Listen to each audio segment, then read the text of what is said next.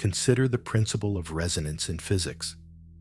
An object will vibrate with maximum amplitude only when struck by a frequency that matches its own natural frequency. It doesn't respond to just any signal. It waits for the one that is perfectly tuned to its own internal structure. This isn't just a law of the physical world. It's a precise metaphor for human readiness. Your arrival at this idea, at this very moment, isn't a product of chance. It's not another random data point in the endless stream of information you consume. It is a signal that has found its resonant receiver. You have, in essence, been tuned to this frequency for some time, and what you're feeling is the beginning of amplification.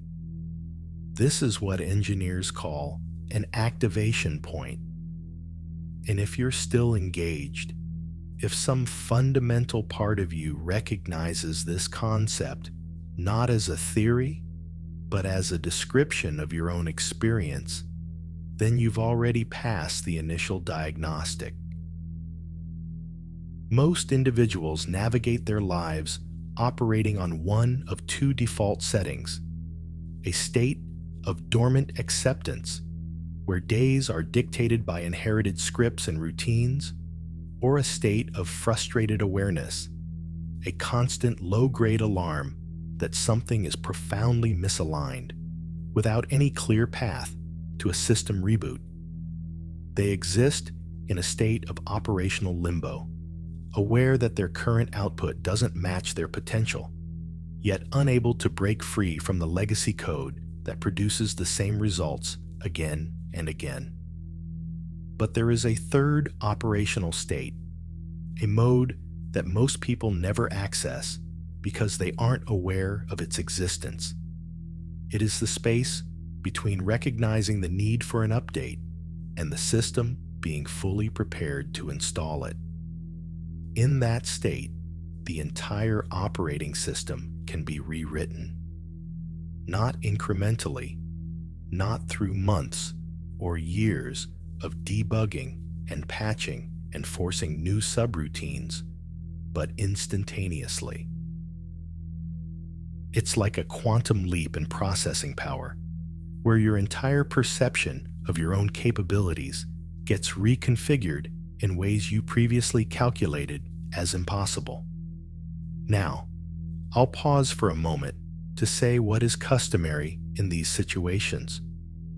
If this signal is resonating with you, and you wish for our dialogue to continue and deepen, the most effective way to support it is by subscribing. This is more than just a number.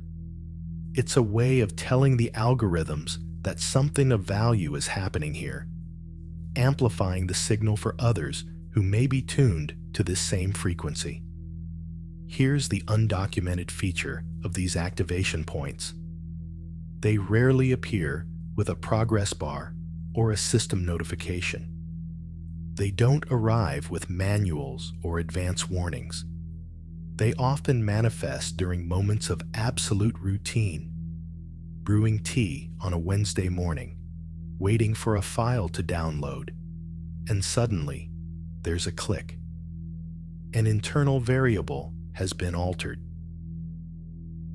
Not in your environment, not in your external circumstances, but at the root level of your source code. You've likely felt this processing in the background for weeks, maybe months. A kind of systemic restlessness you couldn't quite diagnose. A sense that you are on the precipice of a major system upgrade, but the release notes are not yet available. It's not a bug, though it can feel like system instability.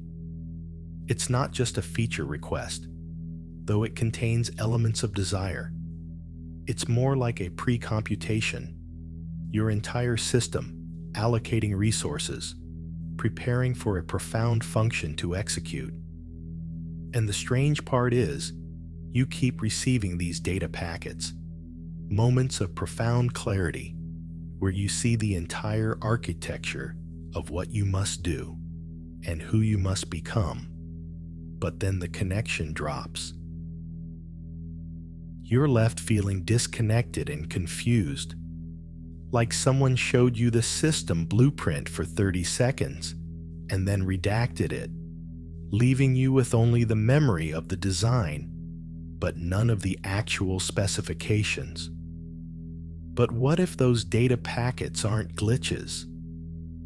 What if they aren't random system errors designed to taunt you with possibilities only to revoke access?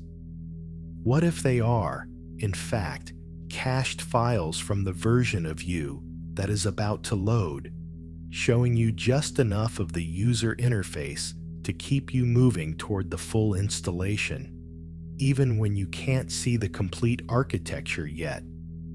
The truth is, you've been running the installation prerequisites for longer than you know. Every system failure that forced a hard reboot. Every security wall that made you find a new vulnerability. Every time you had to choose between a secure, known protocol and an unverified but authentic command, and you chose the authentic command even when it triggered every system warning. All of that was compiling something within you. Not just resilience, not just ambition, but something far more potent: readiness. And readiness, true systemic readiness, doesn't feel the way you'd expect. It doesn't present as confidence or certainty or a state of perfect optimization.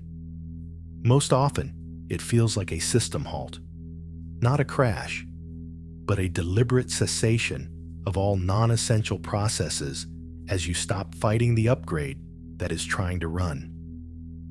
It's that moment you realize you've been dedicating massive processing power to running a program that is in direct conflict with your core operating system. You see, most people believe change is a top-down command. They think you wake up, define a new set of parameters, design a project plan, and then execute a series of tasks to arrive at a different outcome. And for minor patches, for optimizing existing code, that can work.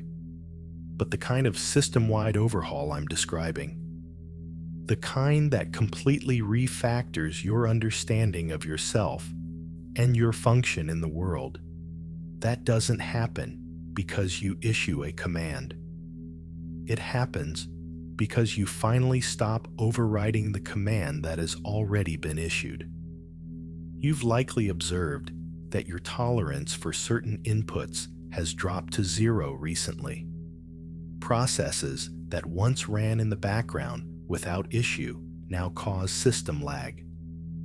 Environments you once navigated with ease now trigger compatibility errors. Users whose validation you once sought now seem to be running on outdated, insecure software. This isn't you becoming intolerant or rigid. This is your system's firewall being updated, automatically blocking inputs that are misaligned with your new operational directive. And this is where the process becomes truly dynamic. As you approach this kind of systemic shift, the network begins to send you integrity tests, not to create obstacles, but to verify that you have sufficient resources for the upgrade.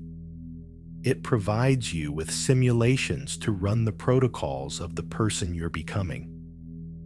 Small instances where you can either revert to the old, inefficient algorithm or execute a new, more powerful one. Most people fail these tests because they are waiting for a major, unmistakable prompt. They're waiting for the documented, step-by-step guide, the guarantee of a flawless installation. But transformation isn't deployed that way. It begins with micro-decisions that seem trivial in isolation, but create a cascading effect throughout the system. like choosing to transmit your authentic data in a network where it would be easier to remain silent, or disconnecting from a project that looks good in the specs but returns a constant stream of error messages in your core, or saying execute on a function that feels deeply resonant but has no predictable outcome. These moments don't feel critical as they occur, but they are, in fact, everything. Because here's what most people fail to grasp about change. It isn't sequential. It's not deterministic. And it certainly does not run on your schedule. It compiles in the background, like machine learning models training on new data. Each small decision, each moment of integrity, each time you choose authentic output over network approval adds another layer to the model. And then one day, an event occurs. Not necessarily a large or dramatic one, but one that triggers the fully trained model to take over. And suddenly, you are no longer the system that shut down the night before. You boot up, and the internal monologue sounds different. Not more powerful, not more assertive, just cleaner. Like a noisy signal has been filtered, and now you can hear the pure data stream that was always there. The queries you run on yourself change. The primary questions shift from, what if this fails? To, what is the cost of not running this? The error handling routines don't disappear, but your relationship with them is fundamentally altered. And other systems notice, not because you are broadcasting a change, but because you are operating differently. There is a coherence to your energy that wasn't there before. A quiet efficiency that comes not from forcing a result, but from finally being in perfect sync with your own core programming. When you are executing the functions you were designed to run, everything requires less energy. Not because the tasks get simpler, but because you stop wasting resources fighting your own architecture. When you stop overriding the change that wants to execute through you, a new reality boots up. Opportunities begin to appear that were previously invisible. Not because new ports have opened, but because you now have the drivers to detect them. Data streams take unexpected turns that lead to precisely the information you need. Other users enter your network who seem to have the documentation for parts of yourself you are just beginning to explore. But here is the stage that catches most systems off guard. This transformation, this fundamental rewriting of your core code, it doesn't resolve all your old errors. In fact, it often generates new exceptions. Because when you change, every other system connected to you must reestablish its connection. Relationships that function based on your old, buggy code suddenly experience connection timeouts. Career paths that were tolerable when you were running in low-power mode become impossible to execute. Environments that seemed adequate when you were hiding your true capabilities start feeling like they are throttling your bandwidth. This is where most people panic and try to roll back to the previous version. Because growth is disruptive and resource intensive, and it requires you to create dissonance for other systems that preferred your old, predictable state. It requires you to establish firewalls with users who benefited from your lack of security. It requires you to prioritize your own core functions over keeping the entire network comfortable. And that feels like a selfish protocol until you realize it's not. It's necessary for network health. You can't properly connect with any other system, when you are betraying your own source code. You can't serve the network authentically when you are not honoring your own design. You can't facilitate the growth of others when you are refusing your own. What feels like selfishness is actually the most valuable function you can perform because it allows you to operate as the system you were actually designed to be. And that version of you, the one that has been waiting patiently for you to stop running legacy software, it has functions you can't even imagine yet. Capabilities that only unlock when you stop emulating something else.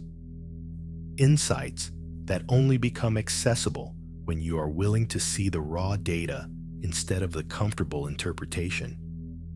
A way of operating in the world that attracts exactly what you require without you having to ping, force, or manipulate any connection.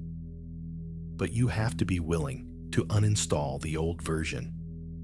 Not with a crash, not with a dramatic failure, but completely. You have to be willing to archive the user you thought you were supposed to be and run the user you actually are. You have to stop apologizing for your resource requirements and start utilizing the full capacity you were always meant to have. To finalize, a small practical exercise. If you've reached this point and felt a system-level shift, anchor that new state. Go to the comments and type the phrase, "My blueprint is loading." Let this not be just a comment, but a command prompt for your own system, a point of declaration from which the new installation proceeds.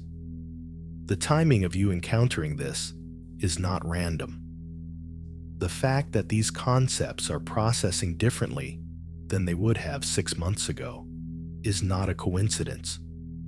Something in your core has been preparing for this realization, compiling resources and permissions and courage without you even being aware of the background process. And now, you are at the event horizon of a total system overhaul.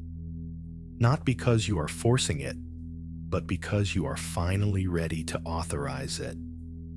The question isn't whether the update is ready.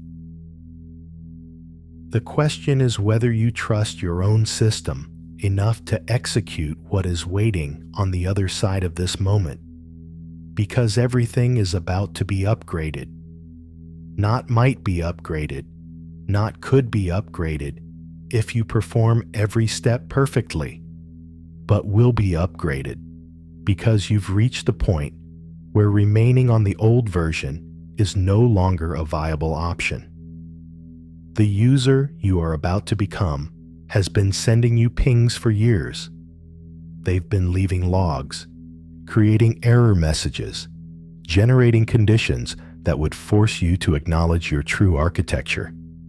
And now, you're finally reading the logs. Now, you're finally ready to run the update. So if you are here, if something about this moment feels different from all the other data packets you've scrolled past, then you already know what the system knows. This isn't just another piece of content you've encountered. This is your authorization prompt to finally stop waiting and start installing. The file is downloaded. The system is ready, and the only question left is whether you're ready to click Install Now.